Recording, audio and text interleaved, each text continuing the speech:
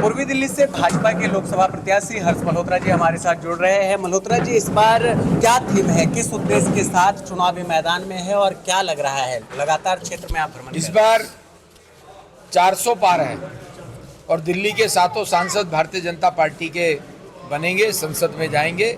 मोदी सरकार ने पिछले 10 वर्षों में देश के हर निवासी को छुआ है, चाहे वो कोविड की वैक्सीन हो, चाहे तब कोविड से लेकर के आज तक देश के 78 करोड़ लोगों को राशन देने की बात हो, बिना किसी दिक्कत के, बिना पैसे के मुफ्त में राशन देने की बात हो, चाहे इंफ्रास्ट्रक्चर डेवलपमेंट की बात हो, हाईवेज की बात हो, या दिल्ली के अंदर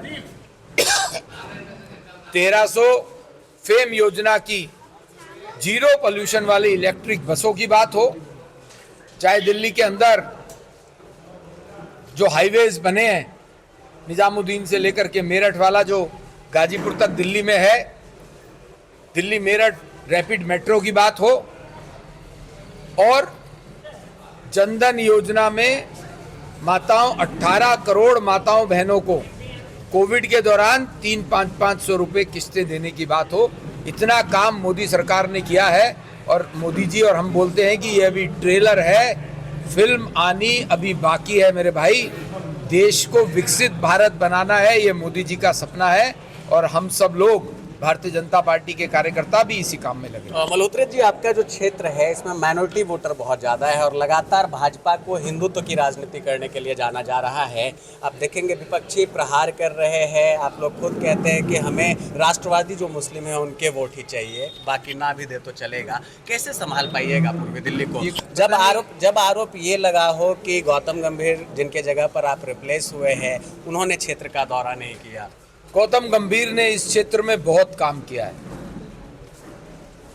ठीक है, वो बड़े क्रिकेटर हैं, उनकी अपनी व्यस्तता है, लेकिन वो बहुत बड़े मैनेजर भी रहे।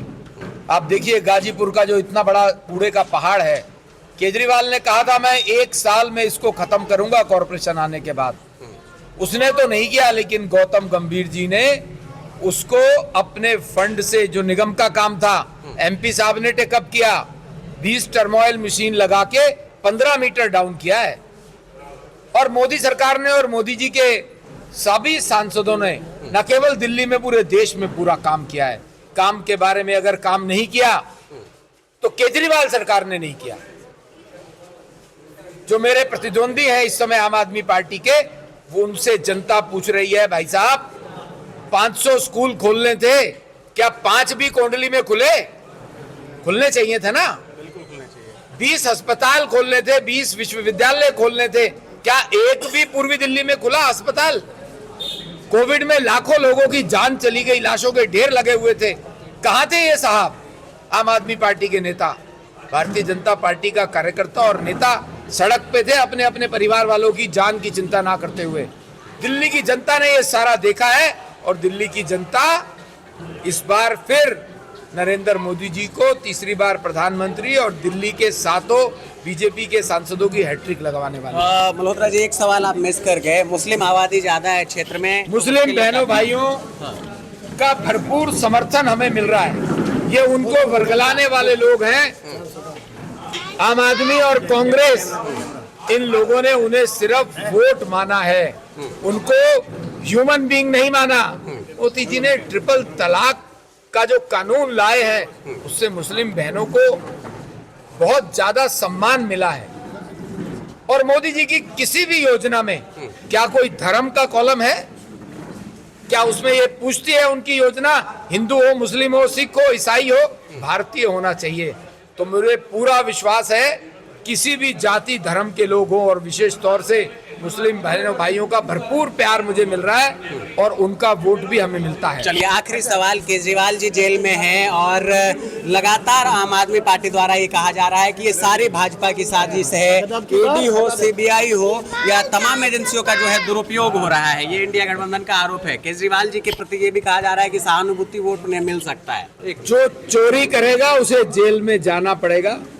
जो कर्म किए हैं केजरीवाल ने वो उन्हें भुगतने पड़ेंगे, इसी कारण से जेल में है।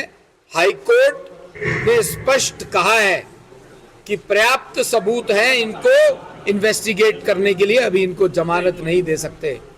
भारत में कानून का राज है। चंडीगढ़ के मेयर आम आदमी पार्टी का निर्णय उनके पक्ष में आता है कोर्ट से, तो कोर्ट ठीक है। जब इनको जमानत नहीं मिलती है आम आदमी पार्टी वालों को, तो कोर्ट गलत है। संजय सिंह को भी तो जमानत देश की कोर्ट ने दी है, तब तो नहीं बोले कि गलत है। ये झूठे लोग हैं, चोर मचाए शोर हैं। इन्होंने एक भी शराब घोटाले के एक भी प्रश्न का उत्तर 2 सालों में नहीं दिया। दिल्ली की जनता जानती है, चोरों को सिंपैथी नहीं देती। चलिए, धन्यवाद।